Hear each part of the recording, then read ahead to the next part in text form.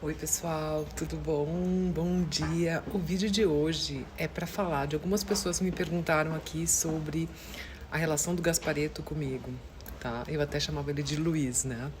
E eu vou falar rapidamente sobre isso, o quanto o Luiz influenciou a minha vida. Eu fiz curso com ele durante mais de 10 anos, tá? Que a gente tinha aulas presenciais e aulas também online. E os meus sábados, durante muito tempo, os meus sábados às 2 da tarde eram sagrados, que eu não fazia absolutamente nada. A minha vida era dedicada para o encontro, né, que eu tinha com o Gaspa. Enfim, mas como é que ele apareceu de novo na minha vida? E eu acho que isso é uma coisa importante. Eu nasci em Santa Maria e lá tinha o Lauro Trevisan. E quando eu era muito jovem, ainda com meus 14 anos, faz tempo, né? Eu me apaixonei muito pelo trabalho do professor do Lauro Trevisan, né? Que foi uma das primeiras pessoas no Brasil a escrever sobre o poder da mente. E aí, nessa época, eu comecei a ler sobre isso e eu comprei um livro que se chamava Se Liga em Você. Só que eu nem sabia que era do Gasparetto esse livro na época, né? Então comprei esse livro e aí descobri o Murphy, foi minha Dinda que me deu de presente já quando eu tinha meus 18 anos, que é um irlandês, né? Imagina, não sabia que eu ia casar com um irlandês e ia ter até uma casa na Irlanda. Mas nessa época já comecei a gostar muito das coisas do Gaspa, dos livros dele, mas não ligava o nome à pessoa. Muitos anos depois, mais de 20, sei lá, quase 30 anos depois, eu já morava aqui na Europa e um dia eu estava no meu jardim e coloquei no YouTube lá e caiu um vídeo muito antigo do Gaspa com o Wagner Borges, que ele dizia uma coisa e aquilo me tocou, né? Que ele disse o seguinte: não adianta ficar repetindo coisa, ficar fazendo curso, ficar. Não adianta fazer tudo isso se a gente não tem o sentimento, né? O sentimento de é isso sim.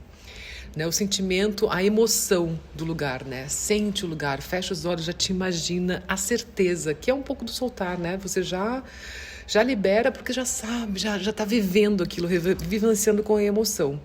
E quando ele estava falando esse vídeo, né, sobre isso, né, que não adiantava a gente ficar só falando, repetindo coisas, mas não sentindo, né? Não entrando para essa etapa do sentir mesmo, né? De sentir dentro do seu coração, que é a etapa do soltar, do tipo, não vou mais prestar atenção porque eu tenho certeza que é assim. Ele diz, não adianta nada. E eu falei, nossa, é exatamente isso. Porque eu me perguntava por que às vezes funcionava as coisas e às vezes não funcionava. E aí veio a resposta para mim com essa fala do Gaspa. E aí eu fui ver quem era ele e fui descobrir mais sobre o Gaspa e falei, gente, descobri que ele tinha escrito vários livros que eu já tinha lido e tal. E aí me inscrevi para fazer cursos, tal, comecei a acompanhar, fui várias vezes a São Paulo só para encontrar o Gaspa, já morando na Europa, né? E eu tinha cursos, eram cursos presenciais, vamos dizer assim, porque a gente conseguia assim, se ver, né, pela internet, graças a Deus, mas eu já em Paris e o Gaspa lá, né, o Luiz no Brasil, em São Paulo. Então, assim, gente, o vídeo é simplesmente para falar o que eu aprendi com o Gaspa foi isso, né? A coisa mais importante entre milhares de coisas, mas é sentir, né? Não dar ouvido para os outros, como ele dizia, os outros, né? Porque quando a gente está sempre dando ouvido para os outros, a gente sabe a resposta dentro do nosso coração. Mas quanto mais a gente dá ouvido para os outros, a coisa não vai, né? Para o bem, como ele dizia. Ai, eu adorava quando ele dizia, né? Para dar ouvido para o bem. E é isso, né? O sentimento é uma coisa super importante para que as coisas funcionem. Então, assim, junto com essa técnica de sentimento, vem, né, outras técnicas que eu agrego muito, né? Que é essa coisa do sentir, né? De realmente fazer com que aquilo faça parte do teu coração.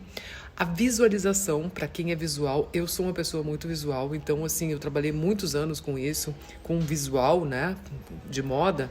Então eu sempre tive painéis na minha casa desde que eu tenho acho que uns 15 anos com as coisas que eu queria e sempre fiquei olhando para aquilo, né, e agradecendo.